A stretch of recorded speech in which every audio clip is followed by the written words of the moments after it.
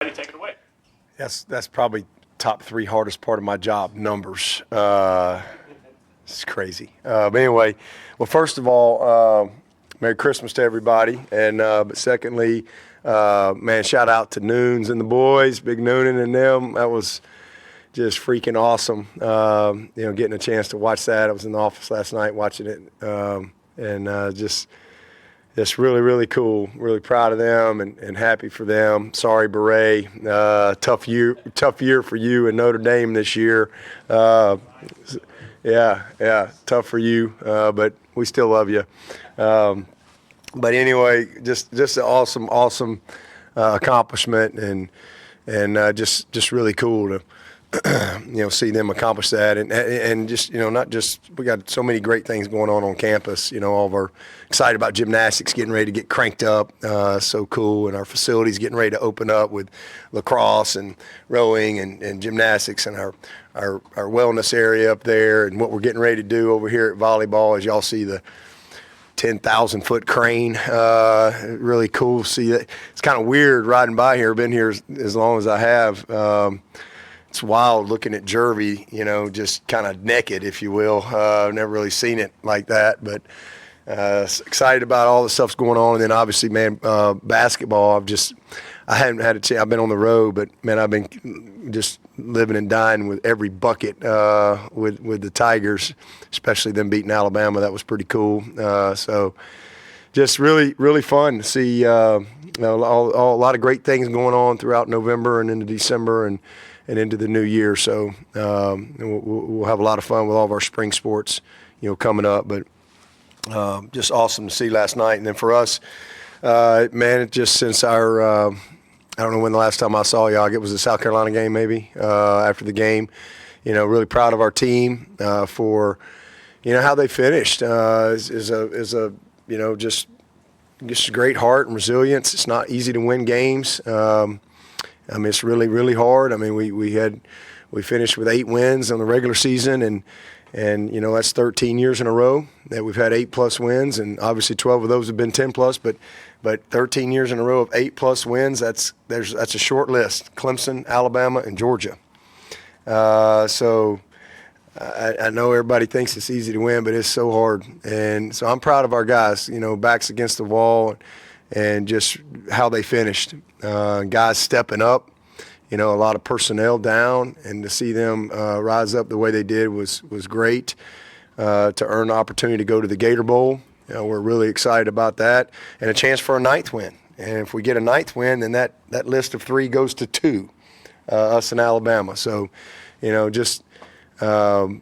lot of opportunity within this game, and it's a game that has a great history with Clemson. It's as y'all heard me say, with the bowl deal, it's full circle for me. My first ever bowl game as a coach in 1993 against the Fighting Mac Browns, North Carolina, and when he had dark hair, I think, and it was my first bowl as a head coach. So I'm excited about it, looking forward to it. Again, it's an area I'm really familiar with, having always recruited down there, and our Jags are fired up that we're coming that way as well. And so it's going to be a great time. We're staying out at Amelia Island. It's a beautiful area. That's where we have our ACC meetings every year at the Ritz. I think we're at I think it's called the Omni Resort or whatever, but it's a great setup. We'll practice at Fernandina Beach, so it'll be a good trip and a great matchup. Kentucky. This is 2 teams I think that have battled all throughout the year. Kentucky is the job that Coach Stoops has done is amazing. I think same thing I would say in his tenure there, he's created consistency at Kentucky. I think that is not always been the case, and he's come in and he's taken that program and he has created consistency, and he's created a mentality and a toughness, and man, they've won massive games, and they've been in position to win at the highest level. So I just can't say enough about the job that he's done, and they got good personnel, and I think all their dudes are playing. I think some of them were not going to play, and then all of a sudden now they're going to play. So I think a lot of those guys understand this stage and the opportunity that they have, and so it's a really good matchup. I mean, offensively, they're very experienced up front. This is a bunch of big dudes that have played a lot of ball, and they're built to run it. That back is a great player. He leads the SEC in touchdowns. I think he's second in the SEC in receiving yards. So they get it to him a lot of ways. He's a really, really good player. 6, 7, and 9, they're 3 receivers. They spread the ball out. Leary, we know a lot about Leary. Obviously, we've seen him a bunch. He's a very good football player as well, and he's taking care of the ball for him this year. He's done a good job with that. So ironically, got a chance to really kind of study them, even though I wasn't really studying them. Getting ready for South Carolina, got a chance to be familiar with them as we started our preparation. But it's a good football team, a lot of shifts, motions, but again, built to run it. And they're going to challenge you physically, so you better be ready for that. And I think every game they've won this year, I think they've averaged 150 yards or more rushing. So it starts right there. We've been a really good postseason team around here all the way back. We've had 12 postseason wins, and that's in 12 years in a row. I think that's a college football record. So we got a chance to break our own record, with a postseason win. But we've been a good postseason team because, we've been ready in the trenches. It's hard. It's hard to win postseason games. You're talking about championship games, playoff games, bowl games. You don't win these type of games if you're not ready in the trenches. You just don't. Simple as that. And that's where this game will be won and lost for sure. That and for this team in particular, winning that turnover margin. It's been critical for this team, and we've had 4 good wins in a row, and we've won the margin in all 4 of them, and that's made the difference. So that's what this one's going to come down to, and so excited about our preparation defensively. They got dudes. Really good linebackers, very good up front. That Zero is a monster. He's 6'6", 350, something like that. I mean, he is a big, strong man, and their best corner wasn't going to play, and now he's going to play. So they kind of got all hands on deck over there. So we're down a few guys, but we got what we got, and we're going to get ready and see if we can go have a great matchup on the 29th, and hopefully we'll have a great crowd there, a great turnout. Again, not too far, and hopefully, again, just a great environment for the Tigers, because I'm sure Kentucky will have a great crowd that'll travel as well, and ACC, SEC matchup, all that stuff. So it'll be a lot of fun. So good team, return guys. Sevens, I think he's had taken a couple to the house, a couple touchdowns. So it's a team that's committed in all 3 phases, and we got to be ready. Practice-wise, we got started Sunday night. Again, we've been on the road, planes, trains, automobiles, a lot going on.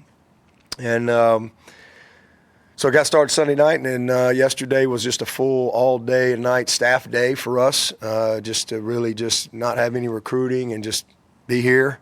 And no practice. Guys had finals, and so today, practice, finals, recruiting for us tonight. Tomorrow, all-day recruiting. Players got finals all day, and then we'll practice and recruit Thursday, Friday, Saturday, Sunday. And that'll kind of be our schedule. Sunday it'll go dead period, or quiet, and then we can't be off the road. And then Monday it's completely dead. And so we'll practice through Tuesday. We'll give the players a couple days off. We'll be here through the 20th, signing day, all that stuff, and then we'll get down there. Staff's got to be there on the 23rd. Team has to be there by the 24th, and we'll kind of have a normal week when we get there. We'll have practice that night. On the 24th, be like a Monday, Christmas Day, wake up, have a big Christmas celebration. Santa will come. Hopefully everybody will be nice and not naughty and get a stocking and some gifts. Hood, you won't make the list. I already know. And then we'll put on full pads and go have a good, tough Tuesday practice at Fernandina Beach. And so have a good week of prep. And so that's kind of our state of Clemson, if you will, right now as far as our schedule and all that stuff. I know you guys will be out a couple days, and I guess I'll see most of y'all next Wednesday.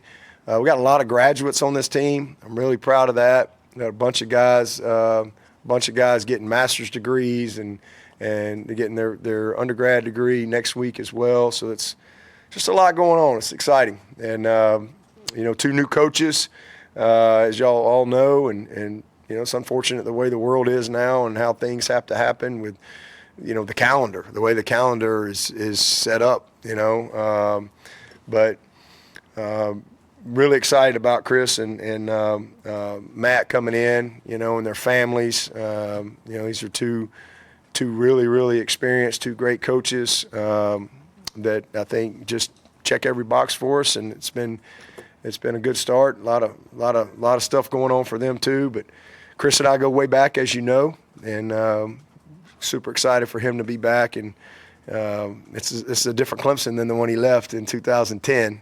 So he's excited to be back here. And then Matt, as he told me, this was probably the only job he would have taken. So I think a lot of excitement there, getting off to a good start. And this is a huge opportunity during bowl prep, for them to kind of get acclimated a little bit and start that relationship process and just kind of setting the foundation and learn a little bit. Learn the plays, got to learn terminology. There's a lot going on for them too. So that, how to speak the language. But this is a big time for us. We'll get a lot of work on Kentucky. We'll get a lot of work on Clemson. We'll get a lot of fundamental technical work. That's what you have to do. You got a lot of time to get ready for this game, and then we'll spend a lot of time developing our team. With what we call our JV work. This is really some of my favorite time of year is what we get done. It'll be very competitive. We'll probably have a couple scrimmages Saturday and maybe Monday. And then finish up with a little more work down there. So I'm looking forward to it, and in shells today, and then we'll be full pads the rest of the week, Thursday, Friday, Saturday, and should ramp up pretty good. You were concerned, especially since you guys were on such a roll in November, about stopping and then restarting, and guys getting back in the flow. You've had to deal with it a million times, but what are some of the techniques to get everyone back up and running again? Yeah. A lot of the years, the past 8-9 years, we've been in the championship game, and so we've kind of had that week, and it's you're worried because you only got such a short break before you get back started. You usually have about a week and a half or so, but the biggest thing is that first week, just let them just have a break. I think they need it. Everybody needs to disengage. Obviously, there's a lot going on. Kids, they don't have much time, so now they get a chance to kind of sit down and process things a little bit, a little extra time to heal up. But the first week was just kind of open gym. And then last week we had mandatory lifting and running, and there was a couple of days of skills and drills, so just kind of, keep them sharp there, throwing and catching, and just some group individual work. And then this week we get back into practice. So, we've got a good plan for it to make sure that you're not starting from scratch, and you want them to be excited too. And so that's how you structure practice, because again, you got a lot of time to get ready. We're not on the field long with the varsity. We'll be out there a little longer because we got JV work, but we're not on the field long with the varsity. So we got to be really focused, and you want them to have good energy. And it's hard this week because you got finals going on as well. So you got to kind of balance that out. I think last year was the same, but several years prior to that, when we've gotten started, they had already had finals. So I wish, but sometimes the calendar just changes on you like that. But so it's a little bit more to balance this week. With Matt and Chris sort of getting acclimated, like you said, who's in charge of the ball-specific stuff on the offensive line and defensive end? Matt and Chris. Yeah. Right away. Yeah. So we got like somebody telling them, like, just like I don't read signals anymore. So a lot of times you see somebody on the field with me. I'm out of the signal business. I don't read signals. So I just want to know what the play is. The game day, I just hear the play, right? I don't read signals. So when we get out to practice, because we signal and try to, so I always have somebody out there to tell me the play. And And then same thing. We just got somebody standing there with him.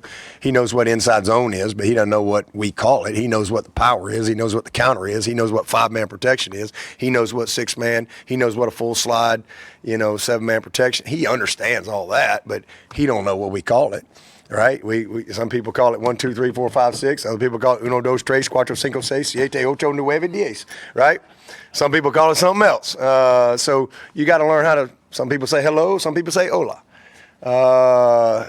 Some people say bye. Some people say adios. So you got to figure all that out. That's just that's what makes football unique. Is it's not the same, right? It's the way Europe used to be back in the day. You go like to South Carolina or you go to Georgia and it was a different language, different government, different money, different everything, right? And that's the same thing. Football, it's not the same currency. It's not the same language. It's different governments, if you will. So you got to figure all that stuff out. But these are veteran guys. Chris Rump knows what a tech stunt is. He knows what a on this call we're in a 9 technique or we're in a 7. He understands all that. But how do we get to that? So we got people that help them, tell them, translate. Just like you watch baseball, you got guys that, they interview them right after the game, and they're from another country, don't speak English or whatever, and so they got somebody translating. That's what's happening. Do you anticipate that? Absolutely. Coach them up. In the Gator Bowl specifically, everything. Yeah. Coach them up, man. That's why they're here. As best you can tell, is your roster going to stay the same as you know it today through the bowl game? As best I can tell. But as y'all know, it's just Tuesday of 2023 college football. So, best I can tell. There's no one that is on the verge that you've been Not that I know of. with that you've been. Not that I know of. Larry'd probably know before me. Larry usually gives me the scoop. He'll text me and tell me, "Hey, did you know this?" I'm like, "Well, I didn't know that. I better check on that." I ain't got time to read all that stuff, but no, I don't know. And saying, some JV stuff being done, getting some guys reps or whatever. Is some of that as these first week or 2 of practice go on, or you may be thinking in the back of your mind, we may actually be using this guy more than normal just because things can change between now and the bowl game. Does that cross your mind? This is a huge opportunity for some of these guys, to get a really some wind in themselves and some momentum into spring. But some of them, you got to be ready to play. Like, we have no corners. I'm drafting guys. We got all kind of people playing corner. We got playing A, B, C, D, and I'm about ready to go to E, just in case. Obviously we got Avion and we got Shelton, and those are as long as they out there, we got a good fighting chance, right? And then we got Miles Oliver, who's coming off an ACL, who's really not ready to play, but he's cleared to play. So these practices are huge for him. And we, kind of see if we can get him game ready, and then it's like, all right, okay, let's get everybody else that can play corner. Barnes, Hamp Green, Strecco, Mankaka, Crosby. Who else can play corner? Who else played corner in their high school career? And let's just keep it simple. It's either cover 1, 2, or 3. That's all you need to know. And just get the basics down, because you got to be able to function. What if one of them guys rolls an ankle? They're not going to cancel the game, so you got to have a plan. And we don't have anybody. We're trying, Tink. Obviously, Tink's not quite 100%, but we're hoping by the time we get to the bowl, he could go play. Obviously, he could go play corner. So, yeah. Y'all thought I was kidding. I was like, man, no, we're looking for anybody and everybody to create the type of depth. So it's a great opportunity for some of these guys to get some real looks. Sheridan Jones and Sheridan's not going to be able to go.